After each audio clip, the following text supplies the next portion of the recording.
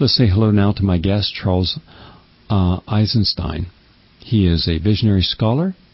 He focuses upon the nature of civilizations and the economics and transpersonal psychology, all interwoven into actualizing. What do you do with your life? Do you become materialistic? Do you become selfish? Do you become philanthropic? Do you care about how you make your money? Do you look at the consequences or not?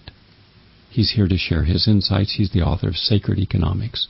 He's a graduate of Yale. Nice to have you with us today. Good to be here. Charles, I'd like to first hear your views on how money has become this almost transcendent abstraction with qualities that has become the focus of not only this culture, but now global culture at large. And when we really look at the power wielded by the oligarchical elite based upon the value only on paper, numbers and computers with no substantial value or worth in reality, it appears that money, from the vantage point of the sacred, is really a kind of illusion.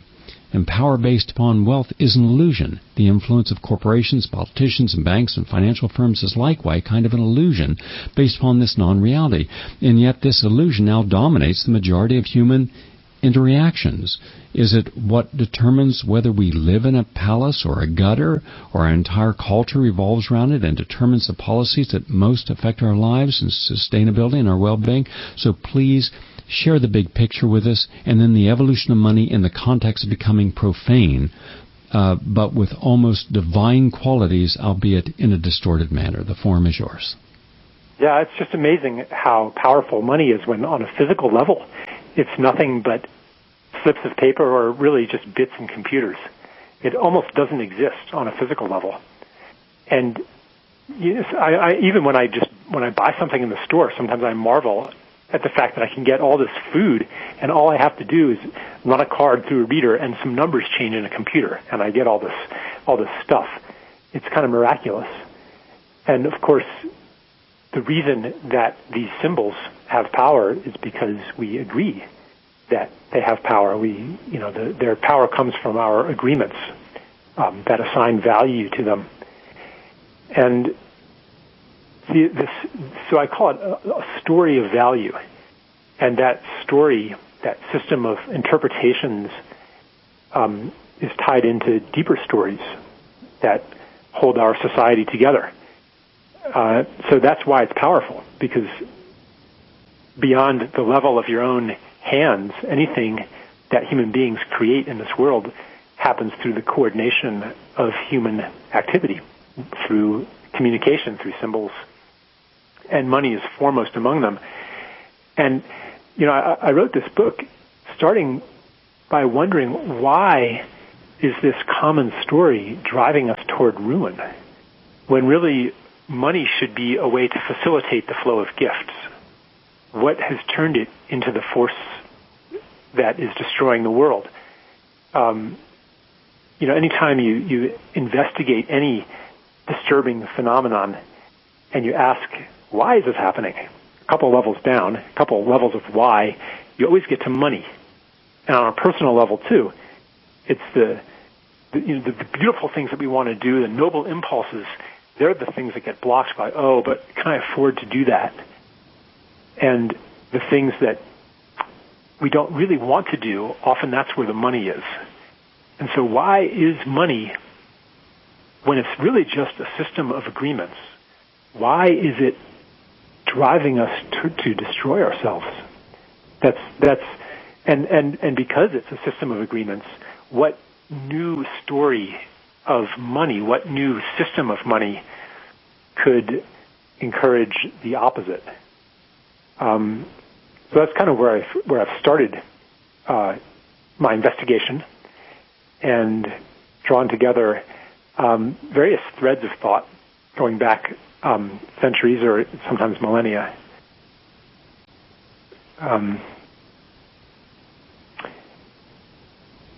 Well, yeah.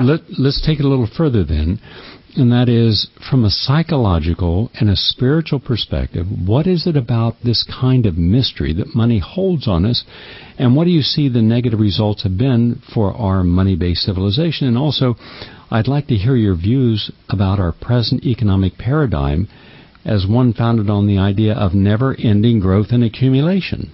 Mm-hmm. Yeah, so money is, I mentioned these deeper stories that money is a part of. And there's two, really, that define our civilization. And one of them is kind of this personal psychological story, the story of self, that says, what is it to exist? What is it to be human? What are you? And it kind of goes back to Descartes. It says you're basically this discrete, separate subject, this bubble of psychology in a world that's external to you, that's objective. There's other bubbles of psychology, other skin-encapsulated souls, out there in this separate world, and therefore, more for me is less for you, because there's a finite world out there, and security comes through control, and we're essentially in competition with each other. And that's what economics says at the very base level. It says human beings seek to maximize self-interest. Biology even says that beings seek to maximize reproductive self-interest. And so it's kind of this, as Steiner would put it, a war of all against all. And our money system very much reflects that. Because it's based on interest-bearing debt, there's never enough money. The amount of money in existence is always less than the amount of debt. And so our money system encourages competition, gives us a perception of scarcity.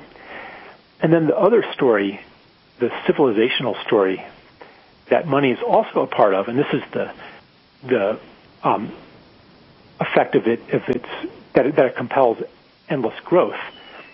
I call it the story of the people, or ascent, that humanity was once just like an animal, ignorant and helpless, but then we developed science and technology and came to harness natural forces, to transcend natural limitations, to grow the human realm, to make the world ours, to domesticate the wild, and someday, according to this myth, our ascent will be complete. We will become, as Descartes said, the lords and masters of nature.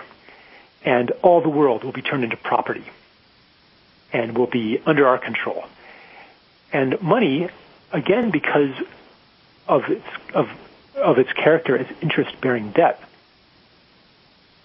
compels this growth, forces it. And when the growth stops happening, then the money system quickly goes into crisis. And that's what we're seeing today.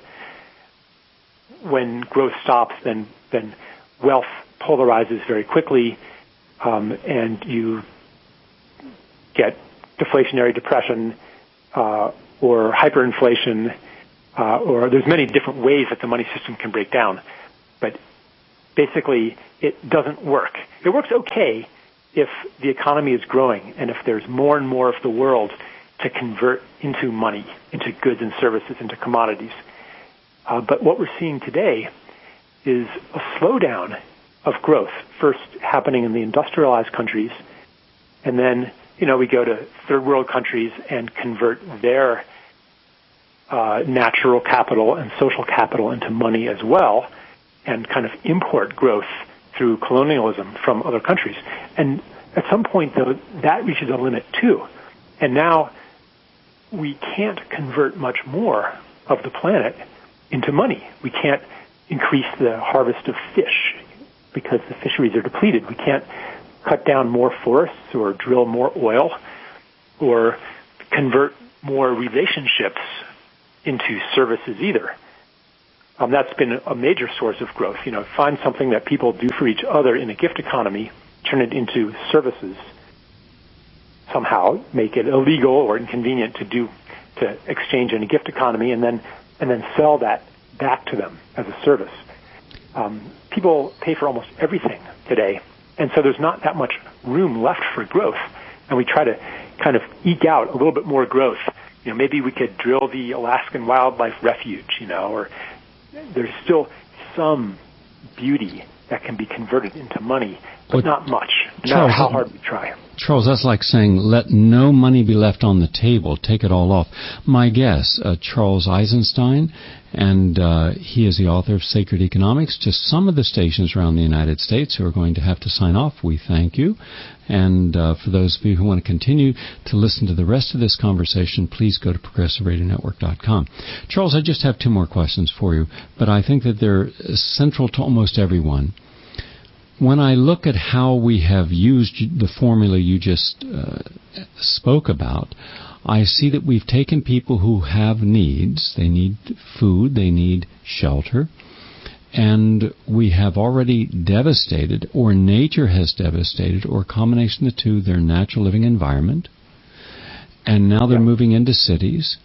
And just take Bangladesh as an example. There's now 1.6 million women every day going to work in slave labor factories making 920 million garments a year that are shipped just to the United States where different brand names are put on.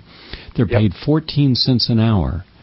And so that money to them, $5.50 a week, and they have to work about 18-hour days, and they're only allowed 2 breaks, and men walk up and down the aisles with switches and will smack them, and they're not allowed to talk. There's no socializing.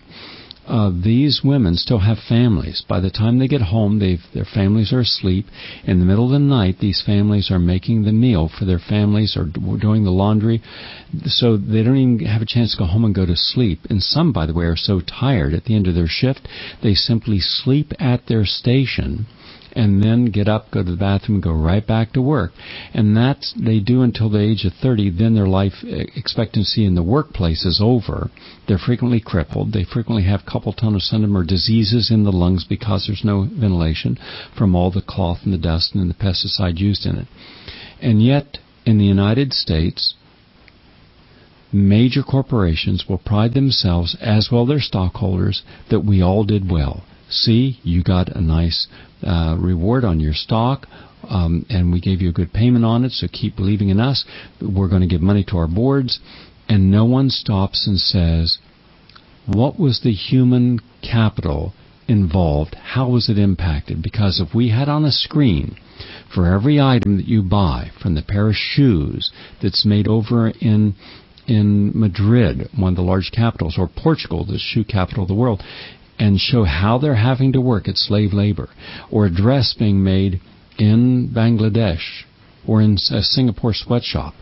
If we saw half the screen, the reality of how it took, what it took to get that to our plates, and then the other half just showing the finished product and how all the energy, all the money is on creating an illusion of greatness, of sustainability, and the fact we don't have those forests anymore.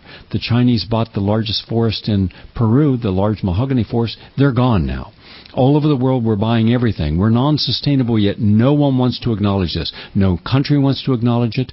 No one in the American legislature wants to acknowledge it. No one in the American media wants to acknowledge it. And the grand priests of the new Inquisition, Bill O'Reilly and Sean Hannity and Glenn Beck and these others, they say just the opposite. We're a great country. We're the greatest country. We're going to keep being great. We've got to keep growing. And I'm saying, my God, you can't be that insane.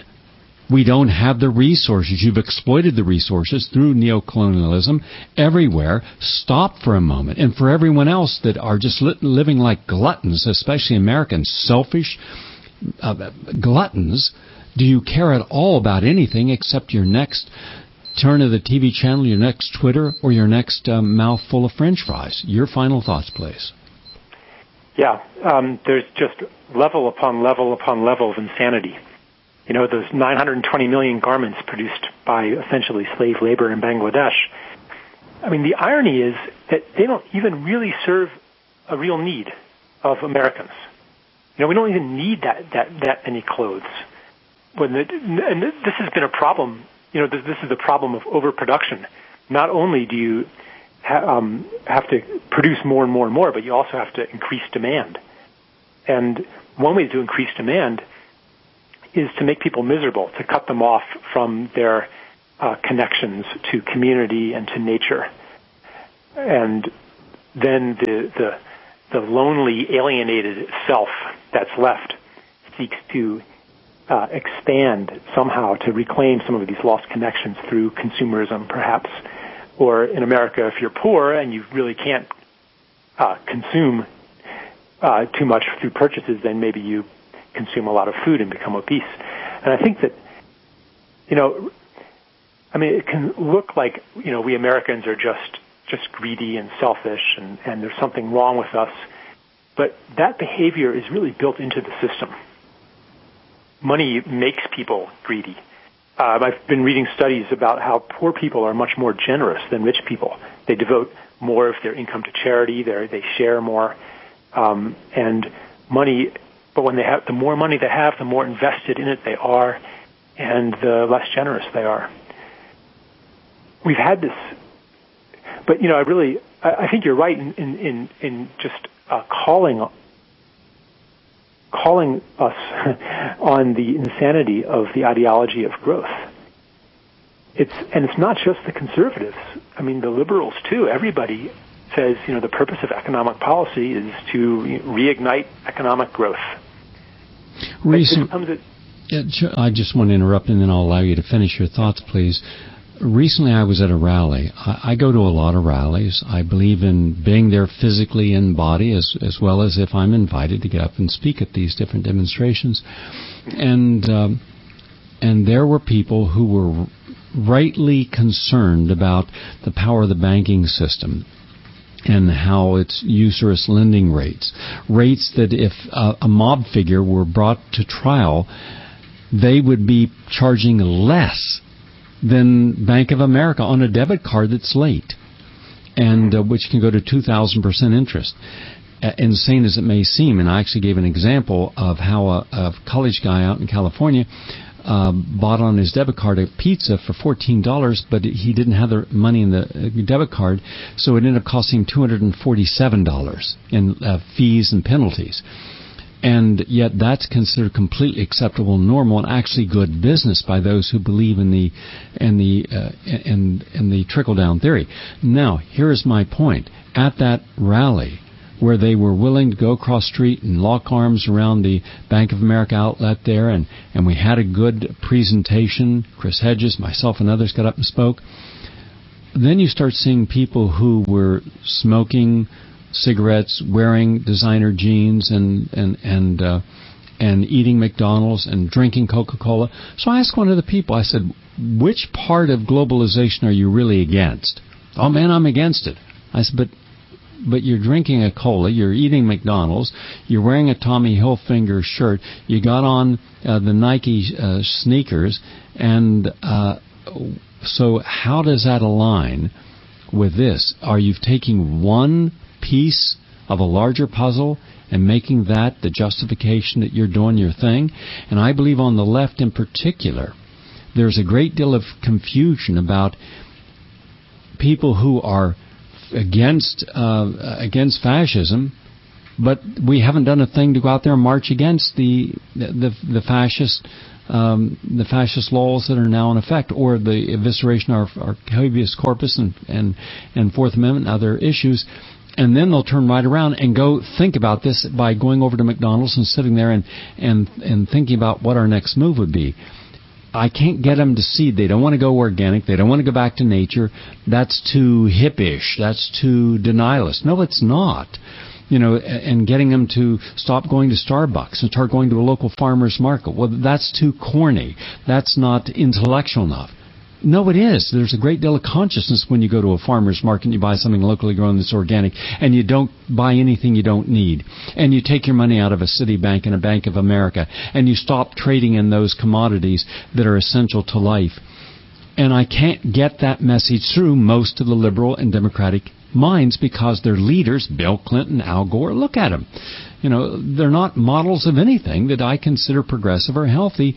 And you have the same thing on the right you have on the left. But the left prides itself in being more elitist, smarter. And they're not. They're not living. They're in this kind of delusional denial about the relationship of things that are not sustainable. And what's not sustainable right now in the United States is truth. Your final thoughts, please. Yeah, well, I'm always careful about judging people too harshly for the ways in which they are not living in alignment with the beliefs that they profess. I have no problem with that, Charles. Like here I am, speaking about these things and speaking about economics and how to realign economy and ecology and all that kind of stuff. And I'm flying around doing that. My ecological footprint is probably quite large because of the air travel that I do and the driving. And someone could easily criticize me on those grounds. Charles, don't you get it? Your lifestyle is inconsistent with the ideals that you espouse. And, everyone always has a good reason, a good story that justifies the way that they live. But we're not asking for perfection. We're just asking to pull back. I would not judge you, and I don't believe it would be fair to judge you if you were taking your message that could inspire and awaken people to the real problems. If you took a plane someplace, if you took a private jet, that's a different story. If you drove a car, look, I just finished driving to 37 states over about 41 days. I could have flown there. I chose not to. The smallest car, the most energy efficient car, but I still had to do that to make the film on Poverty, Inc., going into people's homes that no one would have ever seen, seeing what's in a refrigerator of a poor person in Tuscaloosa, Alabama, that no one would ever look in someone's refrigerator. No one's going to go and look in a refrigerator. I want to see what are you all eating in this family, and seeing that some of them are eating cat food. So that's not the issue. The issue is, are you looking at trying to change your own life as best you can to align with a higher spiritual ideal where money is not your God, but rather using what money you do have and what resources are available to you in a more conscious way? That's all I'm suggesting. I'll tell you, I almost never see anybody seriously change their life until it falls apart, until the way that they had been living just isn't working anymore. And I think societies are the same way. But when things do fall apart, then changes that seemed impossibly radical all of a sudden become common sense. And I think that what's happening today is that the world and the life that had been handed to us and as normal, offered to us as normal, isn't working anymore. It's falling apart. The world is falling apart. People often get that sense when they lose their job or something like that. It seems like the world's falling apart, and then they're ready to entertain new ways of thinking and new ways of being. And today, it's starting to happen on a collective level. It almost happened in 2008. The system almost completely disintegrated, but they patched it up together temporarily. But now even the elites are on some level aware that the fix is a temporary fix and that they've only postponed the inevitable. When that happens, then all of the proposals from people, mostly on the left, for how to live sustainably, how to obey the principles of ecology in economics, how to, all this stuff, we sense it's related, to preserve indigenous cultures, to preserve the rainforests, to, all of the proposals and methods and technologies to do all these things are out there. But these will become common sense when the ideology of growth and separation just becomes untenable. And and I don't think transformation can happen any other way, which is why the breakdown of the financial system interests me. So I think we're really on the verge of some pretty interesting times. And we might go through a period of fascism, like you were saying before. I definitely believe that we're going to go through fascism. I believe that we are now in the early stages of that, and I think that we didn't pay attention to the Patriot Act, the Homeland Security Act, the fact that we have a lot of self-serving people who are former military personnel at the highest levels, generals and lieutenant generals and brigadier generals and admirals, who then align themselves with military contractors. One audit recently showed that there are 10 separate corporations receiving hundreds of millions of dollars to do the same identical work, but no one wanted to say no to all of them. They're all feeding at that public trough. and they're not going to go away. Once you start one of these organizations, and they're going to stay. And so if you're out there doing spying, you're going to keep spying. In fact, just to give you an idea, see, this is what concerns me that we're not talking about in the media. For example, this is the latest. This just came out this morning. And it says, quote, government wiretypes increased by 34% last year. And this is from the Daily Caller, quote, the number of wiretaps conducted by federal and state law enforcement last year jumped 34% than the prior year. And yet, when they examined all these wiretaps, they found that that the vast majority had nothing to do with anything that caused a person to be arrested. But they were wiretapping. And by the way, this isn't even the wiretapping that is permitted through the Foreign Intelligence Surveillance Act, or FISA, or those approved by the President outside the authority of the federal wiretap law.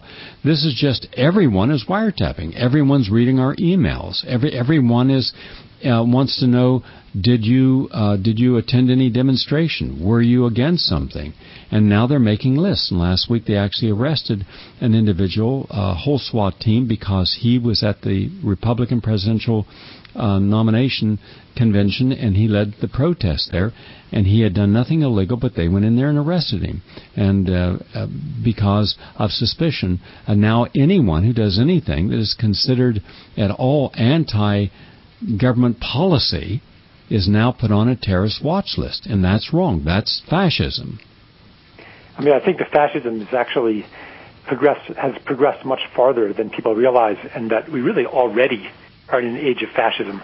But it's a much more subtle kind of fascism than was practiced in Germany and Italy in the 30s.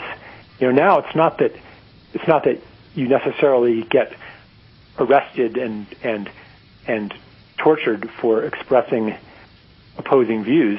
It's that the system is so designed that your words become impotent. You can say all you want on your radio show, or on all of these leftist publications, but it doesn't matter. It's just a bunch of words that people have been shouting the truth from the rooftops about the environmental situation, about the geopolitical situation for 30, 40 years. I mean, I've been reading this stuff ever since I was a teenager about globalization, about the destruction of the rainforests, and what do these words matter? So I think that the fascism is on a much more subtle level than people realize, and I mean, certainly what you speak about, the wiretaps and the terrorism watch lists and all that stuff, that's one aspect of it, but I think it's even less important than the kind of generalized systemic mechanisms by which dissent is silenced or made irrelevant. Even a protest, go out there, and it becomes kind of a media footnote.